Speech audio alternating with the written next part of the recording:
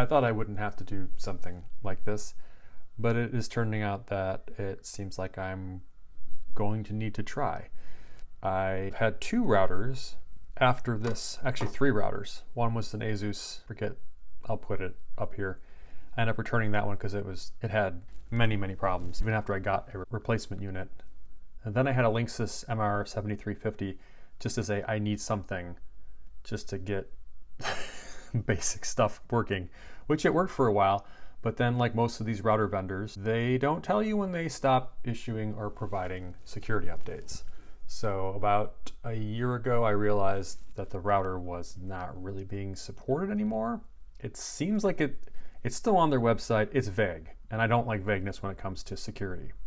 Some might argue, why buy Linksys if you're concerned with security? That's a whole other topic for another day. I ended up finding a Linksys MX6200, which was another, I just need this to work. It's kind of one of these things where, like, you, having built computers, built a whole bunch of different things, designed electronics, designed software, firmware, like there is a point, and I'm sure many of you can resonate with, where like you could do the thing, but there are things out there and you're just like, I just want something that works, is reliable, and I don't need to go and reinvent the wheel, so to speak, unless there's something really specific that I want isn't out there.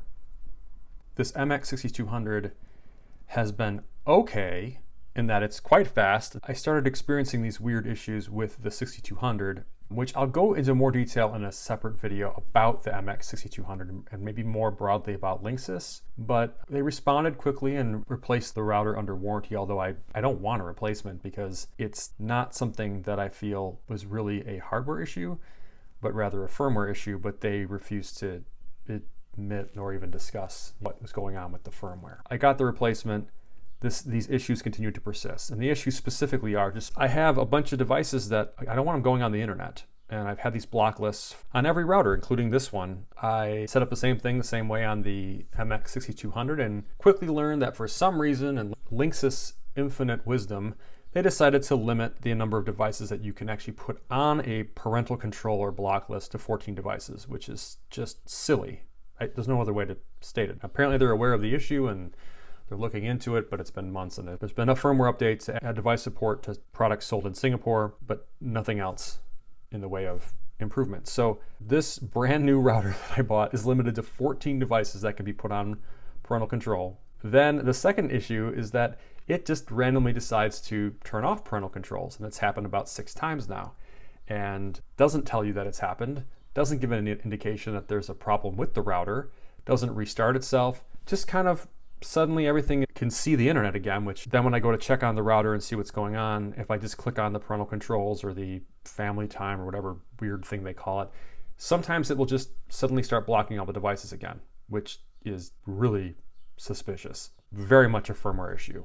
I reached out to Linksys again. Doesn't seem to be much in the way of a response to that. I do feel like there is an issue with the number of devices. If you go above 14 devices, then I was able to actually add more than 14 devices at one point because their own software doesn't check it properly, and it crashed in a fantastic manner. The thing was barely responding. I had to hard reset it, and then I was able to eventually get it to come back to life again. I had to reflash the firmware, so not filling me with a whole bunch of confidence as a router. As an access point, I'm going to probably keep using it so that's where this comes into play.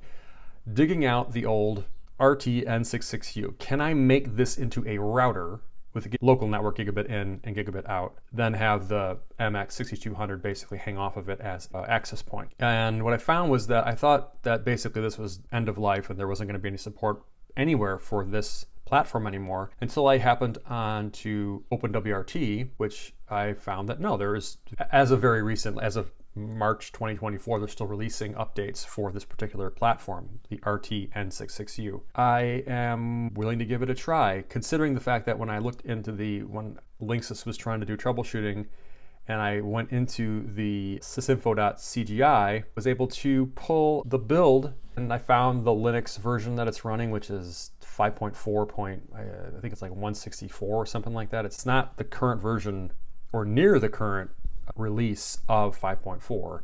Second, there's references to OpenWRT all over the place inside of that sysinfo.cgi, which is surprising. So I'm not sure exactly. You can get the whole source from Linksys, and I have not poured over it yet, nor do I really have the interest of spending time doing that, but it does seem like they are using OpenWRT to some extent, and then wrapping it with their own stuff around it to make it look Linksys-y, and limiting a whole bunch of stuff, and basically using that as the core instead of rolling their own thing. So why not just do it on my own router?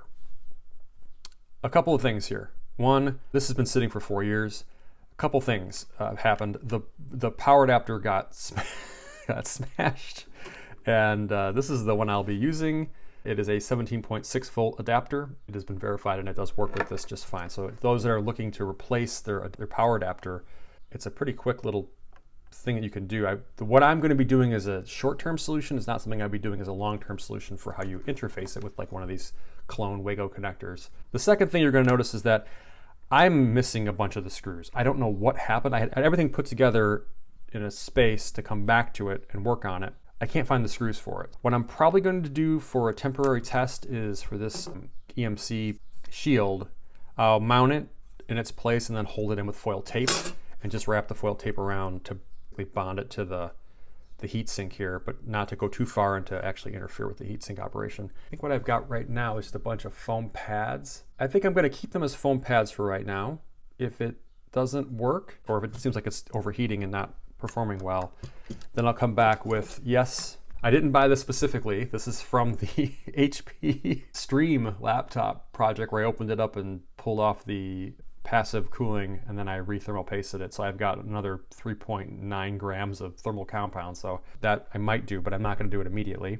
The other thing is that this is going to be a router and not a Wi-Fi access point. This is not going to support WPA3. By default, OpenWRT is going to just not enable Wi-Fi to begin with, which is a nice thing, a nice security feature. So Wi-Fi will be off, but it will be a router. So it will still be using the application processor and the Ethernet SoC. So there's two SoCs. There's the Ethernet, there's a main application processor SoC, and then there's the Ethernet SoC. So those two will be being used. The 2.4 gigahertz radio and 5.4 gigahertz radio system on chip, and then their PAs will not be used. That'll be all shut off in software. So we're going to leave it all as it is right now. What I wanted to do in this part of the video was just get everything cleaned off real quick. We'll get this packaged back together, plugged in. I don't even know what it's running. I think the last thing I put on here was DDWRT. There's not an update that's recent for DDWRT. Going with OpenWRT, and we'll see how that goes. Let me clean it off and then I will come back. Everything is cleaned off pretty nicely. I mean, the circuit board, this was all protected inside the enclosure, so it didn't really get that dusty. I remember there were these 6 standoffs. I do not remember. This seems like it's no, that seems like a way too tall of a screw. I have a bunch of screws over here, but these all look like they're self-tapping screws. You know what? I could watch the video. You know, I'm gonna do that. They are all silver. Oh, crud. They are all silver screws. I don't know where those went. You know, it's funny. I had a bunch of screws. I wonder if there's, did I throw them out? Or are they in this tray? If they're in this tray that I've been cleaning out things, here's the tray. I've been like in a cleaning mode. Oh dear, they're gone. Nope, no good. I threw them out. Here's an interesting thing though. I do have a box full of machine screws, so I think it's in screw standoffs, heat shrink and fans. I bought it for another project. These are all the standoffs. But I got one of these kits, and then I've got a standoff kit that I was going to use for another project, and it just never happened. So I'm going to pick through here and see if I can. Hey, these might work. The project I was working on was going to require some lengthy screws for standoffs for some printed circuit boards that I was designing. But these might work. I don't know if they have to be the same. Oh, they thread.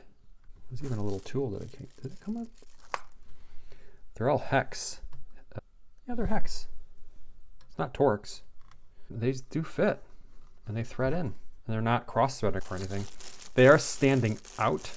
They're definitely proud of the back panel here. I'm only going to put 3 in.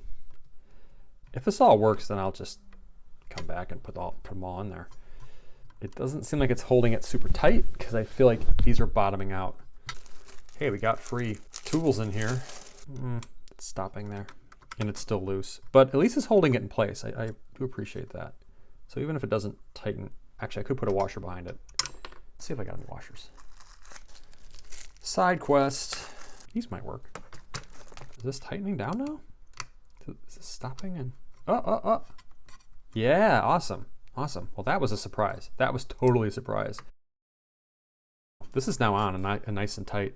That is awesome. I'm really pleased with that outcome because I wanted this to be on there snugly because I don't want it shifting around and causing issues with the magnetic components. Let's get this back in here. Okay, this snaps into place. I know it doesn't seem like it wants to. I thought it had like a lip that it, maybe not. No. I know it has 1, 2, 3. This is not a screw hole. It is a screw hole. Oh, one of them plunges down. Oh, these are all different dimensions. Okay, now I remember. These two are just, PCB is just kind of around the standoff. But then on the bottom, these two actually push against the PCB and push it down. Okay, so it's back together. I didn't put the screws in because I don't know where the screws are. It is holding together though well, so I don't think I really need it. Also, I don't know where the feet went. I thought I had saved all the feet. I don't know where they went. So I do have replacement feet if I need to use them, and we'll see how that goes. Now I'm going to plug this in. All right, so this is about a 40 watt power supply. Let's plug it in. Powering it up in a second once I get the Ethernet cable and the adapter plugged into the computer. The only thing I ever had an issue with this, as this got a little older, the 5 gigahertz radio would drop out. And that was it. Let me get it in shot here so we can see. Nothing. No lights. No activity. Not even power. That's interesting. Maybe this thing is not actually in there. Oh, that seems loose. That is totally loose. We'll keep the negative attached. Let's unplug this first. That was not even in there at all.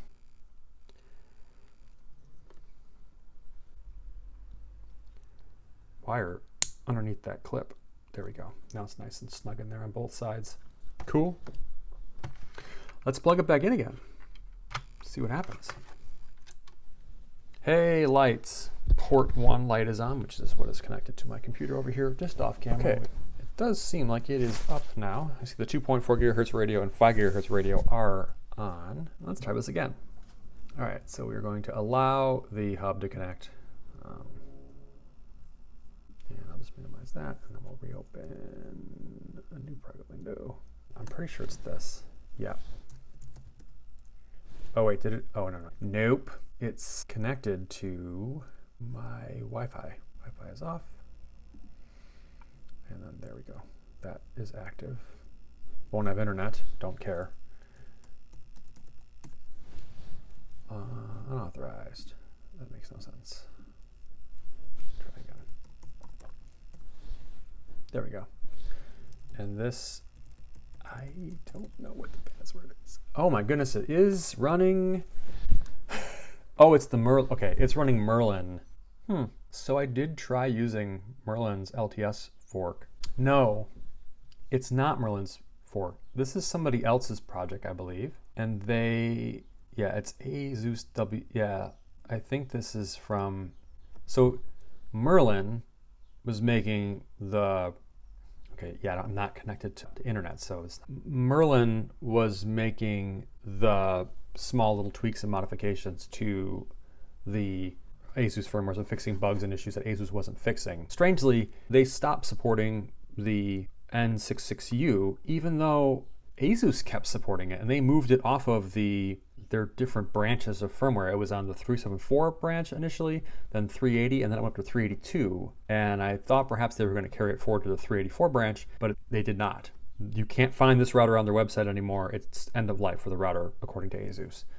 But then Merlin stopped supporting it. And my understanding is that what I was trying here was this fork where this person was continuing to update the RTN66U with some security patches. There's security patches and other things like that, but using the 374 branch, which is what this shipped with. This came with, yeah, 3004 374. So it doesn't use the newer versions that ASUS had. It kept it being updated, but I wasn't particularly comfortable with someone taking the firmware that was open source, being the Merlin project, and then someone else forking that and then working on it. So I tried it a little bit. It worked all right, but then it was, this thing was still dropping its 5 gigahertz radio out, which I think is an issue with the hardware itself.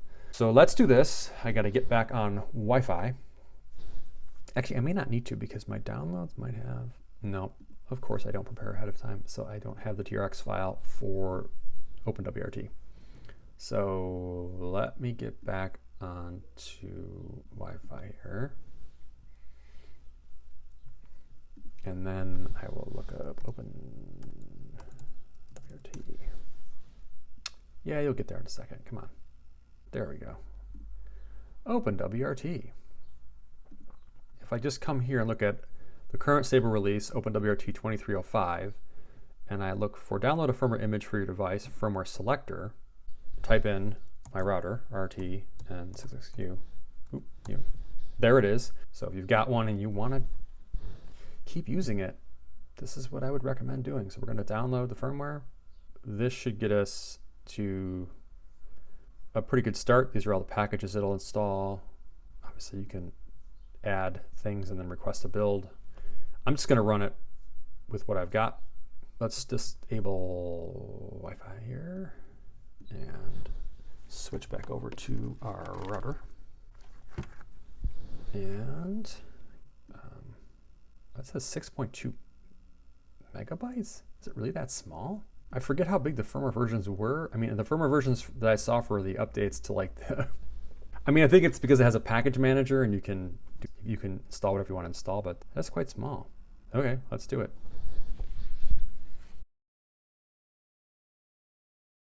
So I'm coming up on about 4 minutes here, and I'm getting this blinking blue light on the power indicator, which I'm not sure if that's a good sign.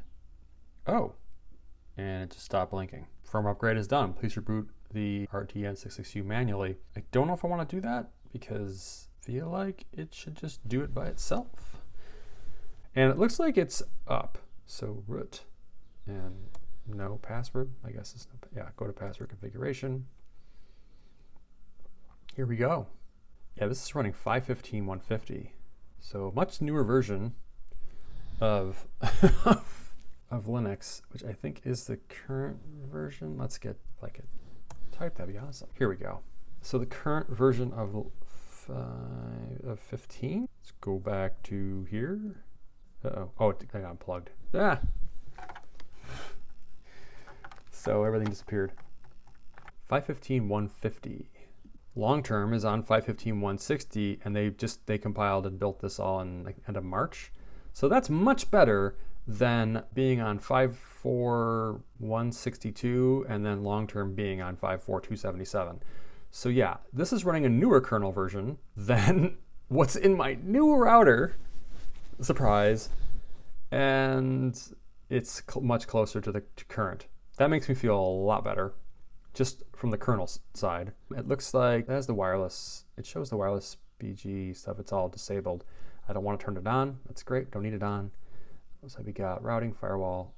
Let's just take a look at everything. It's not plugged into internet yet because I'm not going to plug it in until I get it configured. I'm probably going to play around with this for a while off camera because it's not going to be interesting just to watch me mess around with stuff. But I want to see if I can take a look at the temperatures. Schedule tasks.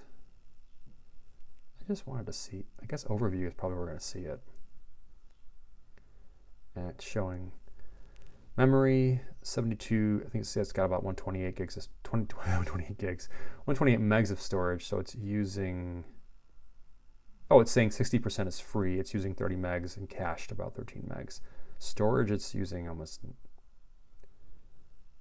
oh, so it's got disk space 25 megs, or megabytes. Temp space, 52 megs. I wonder where that's coming from. Interesting. I love having so much more information. Okay, cool. I'm gonna play around with this and get it set up. What I wanted to show is, honestly, I don't know how many people are running hardware like this. There's still reputable projects that support this hardware. I would not use it for Wi-Fi. It's just, honestly, just the technology. It's G and N. I don't need Wi-Fi 7. I do like the Wi-Fi 6E. It's nice to have that fast of a connection between stuff locally. My internet connection is definitely not fast enough to saturate that. But it's nice to be able to have hardware like this that you can still keep it up to date. And even if I get another year out of this, like I said, the Linksys MR7350, if that one comes online, then I'll turn that into my router and then just use the silly MX6200 as the access point. Thank you so much for watching, and I will see you in the next one. Take care.